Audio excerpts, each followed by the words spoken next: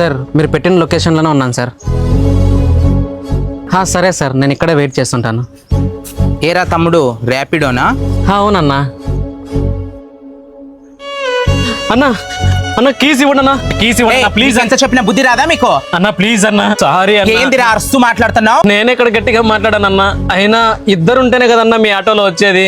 ఒకరున్నాడు bike ట్యాక్సీలో కదన్నా వచ్చేది. అది కాకుండా ఇంతకు ముందు రిక్షాలే కదన్నా ఉండేది. వాళ్ళు మీలాగే చేసింటే ఇప్పుడు ఆటోలు వచ్చేవన్నా.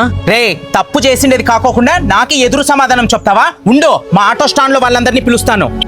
అన్న సారీ అన్న ప్లీజ్ అన్న. రే, నువ్వు ఇక్కడే ఉండు, నీ సంగతి చెప్తాను. రే, ఎక్కడున్నారా మీరంతా? ఇక్కడ రండి. ఇంకెప్పుడు ర్యాపిడో చేయండి అన్న. అన్నది ఒక్కసారి క్షమించండి అన్న, నాకు కీస్ ఇచ్చేయండి, నేను వెళ్ళిపోతాను అన్న ప్లీజ్ అన్న.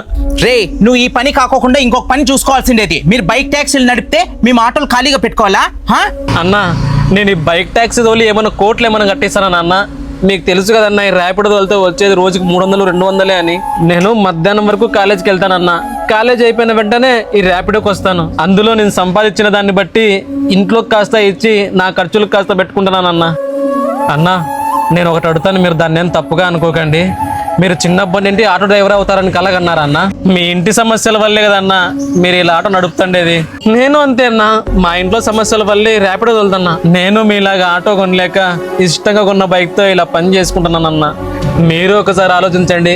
మీరు ఈ ఫీల్డ్లోకి రాకముందు పెద్దగా చదువుకొని మంచి కంపెనీలో జాబ్ చేద్దాం అనుకుంటారు కదా.